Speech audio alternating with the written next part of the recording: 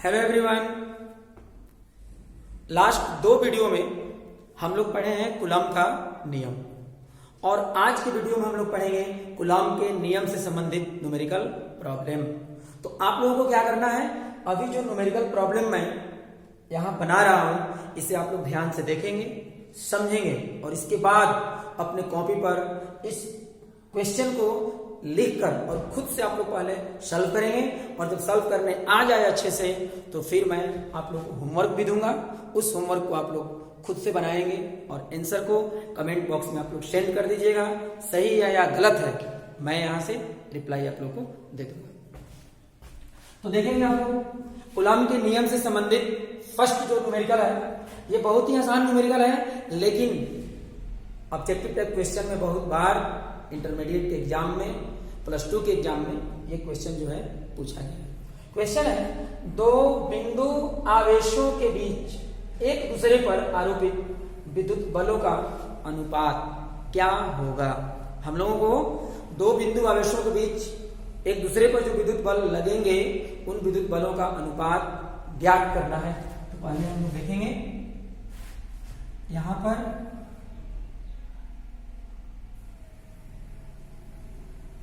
दो बिंदु आवेश रहेंगे।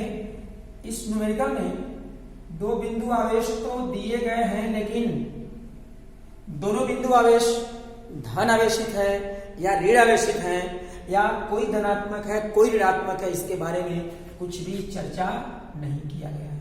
तो जहां आवेशों का चिन्ह न दिया गया हो, न्यूमेरिकल बनाना हो, तो हम लोग जनरली क्या करते हैं, बिंदु आवेश जो लेंगे वो धनात्मक लेकर और फिर प्रॉब्लम को बनाएंगे। वैसे आप लोग दोनों ऋणात्मक लेकर भी बना सकते हैं या एक धनात्मक और एक ऋणात्मक बिंदु आवेश लेकर के भी इस प्रश्न को सॉल्व कर सकते हैं। आंसर में कोई अंतर नहीं आएगा। तो देखेंगे आप लोग यहाँ एक बिंदु आवेश मान लेते हैं प्लस Q1 और दूसरा बिंदु आवेश मान लेते हैं प्लस Q2। अब यहाँ ध्यान दीजिए दोनों के बीच कुछ ना कुछ दूरी होगी। फिर क्या करेंगे, Q1 के द्वारा प्लस Q2 पर यहां कौन बल लगेगा, विकर्षण बल लगेगा। और इस बल का नाम देखिए कैसे देते हैं हम लोग, जिस बिंदु द्रव्यमान पर, सॉरी गलत बोल दिए, जिस बिंदु आवेश पर बल लग रहा है उसका नाम पहले लिखते हैं F2, दूसरे पर लग रहा है, पहला बिंदु आवेश के द्वारा लग रहा है तो यहां करेंगे 1F21 वेक्टर। और उसी तरह से जो दूसरा बिंदु आवेश है प्लस Q2 उसके द्वारा प्लस Q1 बिंदु आवेश पर जो बल लगेगा यह भी होगा विकर्षण बल। और इसका नाम देंगे, क्योंकि Q1 पर लग रहा है तो फर्स्ट नाम पहले देंगे, Q2 के द्वारा लग रहा है तो सेकेंड नाम बाद में। मतलब ये इसको हम लोग F12 और F21 नहीं पढ़ेंगे क्या, F12 vector, F21 vector. Coulomb के नियम में आप लोग ये पढ़े थे कि दो बिंदु आवेश कहीं भी रहेंगे तो दोनों बिंदु आवेशों पर एक दूसरे के द्वारा जो बल लगेंगे उनकी दिशाएं अलग हो जाती हैं, विपरीत होती हैं, लेकिन परिमाण दोनों का आपस में बराबर होता है। कहने का मतलब है कि यहां पर F12 वेक्टर का अमाउंट और F21 वेक्टर का अमाउंट आपस में इक्वल होगा और ये बराबर होगा 9 into 10 to the power 9 into Q1 Q2 upon R square. हम यहाँ खुद से माने हैं कि न्यूमेरिकल हम लोगों को सॉल्व करना है SI यूनिट्स में। अगर आप चाहें तो इसे सीजीएस सिस्टम में भी सॉल्व कर सकते हैं, आंसर में कोई अंतर नहीं आएगा। तो अब जो है कैलकुलेट करना है हम लोगों को यहाँ F12 वेक्टर का अमाउंट अपॉन F21 वेक्टर का amount equal to 9 into 10 to the power 9 into Q2 upon R square, यहाँ भी 9 into 10 to the power 9 into Q1 Q2 upon R square. तो अब यहां से ये कैंसिल होगा, यहाँ वैल्यू आएगा 1, ये कैंसिल हो जाएगा। F12 का मॉड 12 वेक्टर का मॉड, F12 वेक्टर का मॉड रेशियो F21 वेक्टर का मॉड इक्वल टू 1:1। ये आपका आंसर हो गया। और इससे आप लोग एकदम रट जाना है। ऑब्जेक्टिव में बहुत बार पूछा गया है, कहीं भी दो बिंदु आवेश हो और दोनों के बीच एक दूसरे पर जो बल लगेंगे उन बलों का अनुपात 1:1 के बराबर होता है। इसका मतलब हुआ यह बिंदु आवेश इस बिंदु आवेश पर जितना विद्युत बल आरोपित करेगा, यह भी इस बिंदु आवेश पर उतना ही के बराबर बल आरोपित करेगा। तो आप लोग अब इस सॉल्यूशन को लिख लीजिए।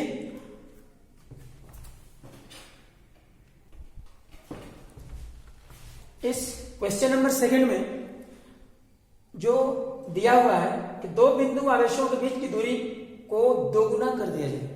मतलब जो दोनों बिंदु आवेश हैं उनमें कोई परिवर्तन नहीं हो रहा है। परिवर्तन कहां हो रहा है? केवल दोनों बिंदु आवेशों के बीच की दूरी में परिवर्तन हो रहा है। दूरी को दोगुना कर दिया जा रहा है। तब कह रहा है कि बताइए दोनों के बीच जो विद्युत बल लगेंगे एक दूसरे पर, उस विद्युत बल के मान पर क्या प्रभाव पड़ेगा। इसे सॉल्व करेंगे हम लोग। तो पहले तो डायग्राम बनाएंगे। जब भी आप लोगों को न्यूमेरिकल बनाने के लिए दिया जाए तो सबसे पहले क्या करना है? डायग्राम कोशिश करना है कि बने। डायग्राम बनाने से न्यूमेरिकल का जो सॉल्यूशन है वो आसान हो जाता है। तो देखिए यहां पर मान लेंगे प्लस Q1 और यहां प्लस Q2, दोनों के बीच का डिस्टेंस मान लीजिए R, और इस समय इनके बीच जो विद्युत बल लग रहा है मान लें F। समान चिन्ह होने के कारण विकर्षण बल लगेगा यहां F। अब क्वेश्चन में दिया हुआ है कि दोनों बिंदु आवेशों के बीच की दूरी को 2 गुना कर दिया जाता है। बिंदु आवेश वही रहेंगे लेकिन यहां दूरी को कर दिया गया है 2 गुना, 2 × R। अब देखिए क्या करेंगे यहां।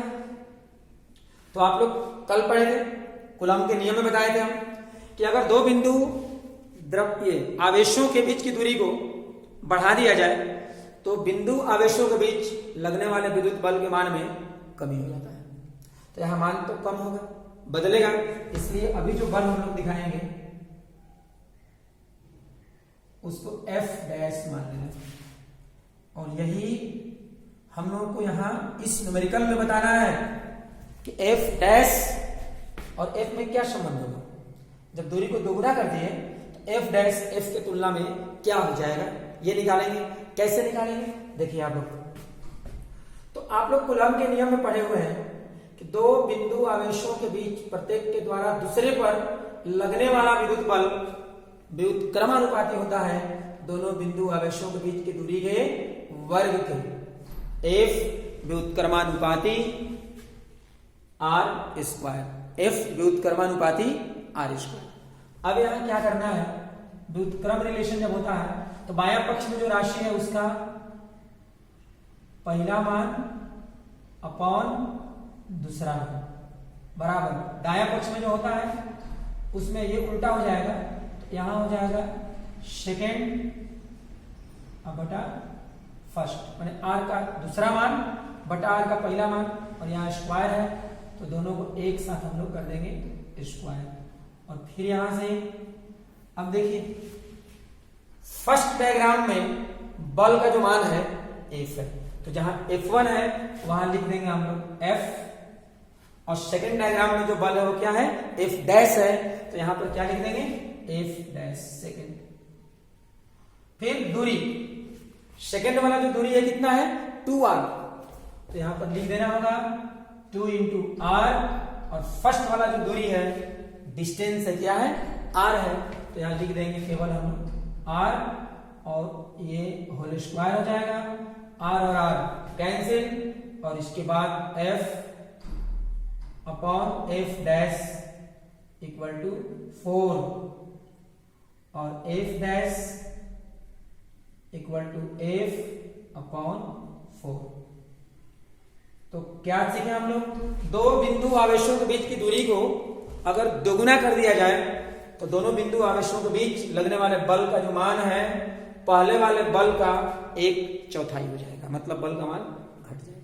ठीक है, इसे आप लोग लिख लीजिए। और इसके बाद हम लोग पढ़ेंगे अब क्वेश्चन नंबर 3 जो आप लोगों के लिए होमवर्क होगा, इसे आप लोग बनाएंगे खुद।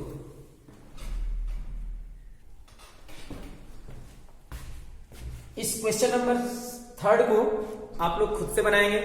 ये जो क्वेश्चन नंबर 3 है, दो बिंदु आवेशों के बीच की दूरी आधी कर दी जाए तब प्रत्येक बिंदु आवेश के द्वारा दूसरे पर आरोपित विद्युत बल पर क्या प्रभाव पड़ेगा। ये जो क्वेश्चन है क्वेश्चन नंबर 2 पर आधारित है, इसलिए आप लोग इस क्वेश्चन को बना सकते हैं। अब हम लोग बनाएंगे क्वेश्चन नंबर 4।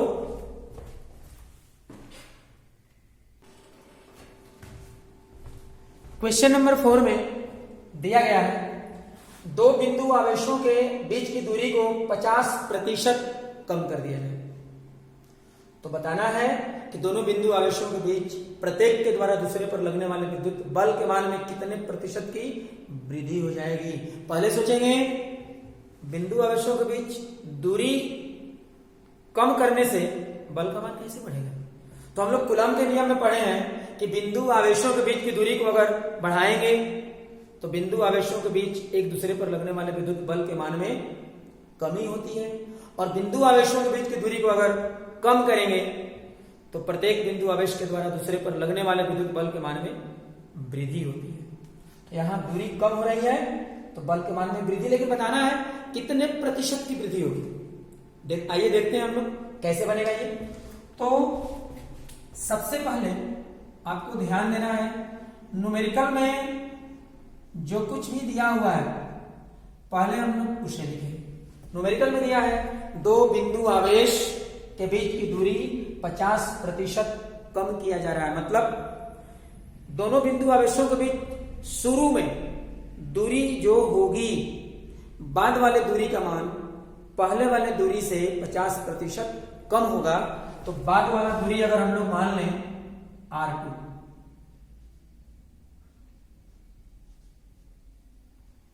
क्वेश्चन में दिया हुआ है बाद वाला जो दूरी है R2 बराबर पहले वाले दूरी से 50% कम, पहले वाला दूरी माइनस पहले वाले दूरी का 50%। इसे हम लोग सॉल्व करेंगे और फिर होगा R1 minus R1 into 50 upon 100। अब आप इसे सॉल्व करोगे, R1 से R1 अपॉन 2 हाफ यहां घटाएंगे तो हो जाएगा R1 अपॉन 2। सॉल्व करने पर आएगा, आप लोग सॉल्व करके देख सकते हैं। अब जो है हम लोग पढ़े हुए हैं दूरी का तो रिलेशन हो गया, बाद वाला दूरी बराबर पहले वाला अपॉन 2। अब हम लोग को पढ़ना है कूलम के नियम में। आप लोग पढ़े हैं कि दो बिंदु आवेश के बीच लगने वाला विद्युत बल बराबर होता है 9 into 10 to the power 9 into Q1 Q2 upon R square. यहां एक बात आप लोगों को ध्यान में रखना है, क्वेश्चन में बिंदु आवेशों के बारे में कुछ भी चर्चा नहीं है। बिंदु आवेश में परिवर्तन हो रहा है या नहीं हो रहा है, अगर नहीं हो रहा है तो हम लोग कांस्टेंट मान के तब न्यूमेरिकल बनाएंगे, मतलब यहाँ Q1 और Q2 में कोई चेंज नहीं होगा। 9 into 10 to the power 9 constant है ही, तो ये पूरा को मान लेंगे कांस्टेंट। यहाँ चेंज होने वाला कौन है, बदलने वाला कौन है, R, दोनों बिंदु आवेशों के बीच की दूरी। तो ये पूरा ऊपर वाला कांस्टेंट हो जाएगा capital K upon R square, जहां देखिए capital K equal to 9 into 10 to the power 9 into Q1 into Q1 into Q2 और ये हो जाएगा कांस्टेंट। ध्यान रहे इतना कांस्टेंट हो गया। अब इस जो इक्वेशन से अभी जो इक्वेशन मिला इससे क्या पता चलेगा, बिंदु आवेशों के बीच की जो दूरी है, अगर दूरी का मान आप जो भी रखेंगे उसके लिए बल का एक मान मिलेगा। अगर दूरी का हम पहला मान यहां रखते हैं तो बल का भी पहला मान मिलेगा, कांस्टेंट ज्यों का त्यों रहेगा अपॉन r1 स्क्वायर। तथा अगर यहां हम लोग दूरी का दूसरा मान रखते हैं तो बल का भी मिलेगा यहां दूसरा। अब यहां देखना यह है कि F1 और F2 में कौन बड़ा कौन छोटा। तो क्वेश्चन में क्या दिया हुआ है, बिंदु आवेशों के बीच की दूरी को कम कर रहे हैं, और जब दूरी कम करेंगे तो बल का मान बढ़ेगा। मतलब दूरी कम कर रहे हैं, बाद वाला दूरी कम है तो बाद वाला बल क्या हो जाएगा, अधिक हो जाएगा। तो अब हम लोग निकालेंगे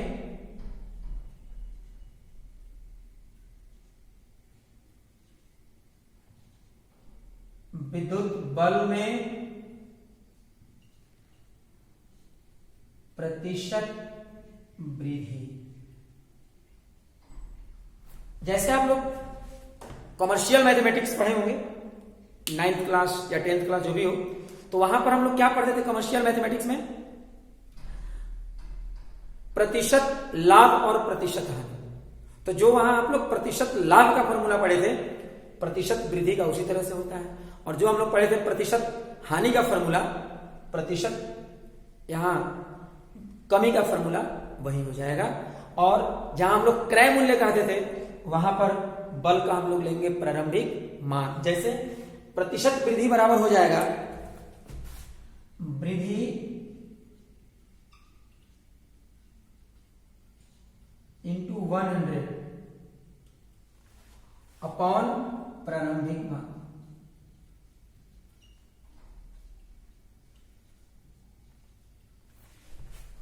और फिर आप सॉल्व कर सकते हैं आगे। यहां देखना है हम लोगों को वृद्धि कैसे निकालेंगे, बड़ा माइनस छोटा करेंगे। तो बाद वाला जो बल है वो बड़ा है, तो यहां पर लिखना होगा हम लोगों को F2 माइनस F1, ये वृद्धि हो गया, इंटू 100 अपॉन पहला मान। तो यहां हम लोग हल करेंगे F2 upon F1 minus F1 upon F1 into 100। अब आपको क्या करना है, F2 और F1 का मान हम लोगों को रख देना है यहां से। तो देखिए F2 का मान हम लोग रखेंगे K upon R2 square upon K upon R1 square minus 1 into 100। और फिर यहां देखिए कुछ कैंसिल हो गया, K और K कैंसिल हो जाएगा। इसके बाद R2 स्क्वायर को ऊपर ले जाएंगे, सॉरी R1 स्क्वायर ऊपर चला जाएगा, R2 स्क्वायर नीचे आएगा यहां। तो हो जाएगा R1 अपॉन R2 का होल स्क्वायर माइनस 1 इंटू 100। फिर आप लोग यहां R2 का कैलकुलेशन कर चुके हैं, यहां से हम लोग R2 निकालेंगे और वहां रखेंगे। तो ये R1 अपॉन 2 का whole square minus 1 into 100। R1 cancel, तो होगा यहां 2 ऊपर चला जाएगा square minus 1 into 100, 4 minus 1 into 100। और लास्ट में क्या होगा यहां 300% आंसर हो जाएगा। कहने का मतलब है कि अगर दो बिंदु आवेशों के बीच की दूरी को 50% कम कर दिया जाए तो उन दोनों के बीच प्रत्येक के द्वारा दूसरे पर लगने वाले विद्युत बल का जो मान है उसमें 300% का वृद्धि हो जाएगा। बनाइए आप लोग। यहां क्वेश्चन नंबर 5, क्वेश्चन नंबर 6 और क्वेश्चन नंबर 7 ये आप लोगों के लिए होमवर्क है। जो क्वेश्चन नंबर 4 अभी जो सॉल्व किया गया है उसी पर आधारित ये तीनों क्वेश्चंस हैं और आप लोग इसे अच्छे से बनाएंगे।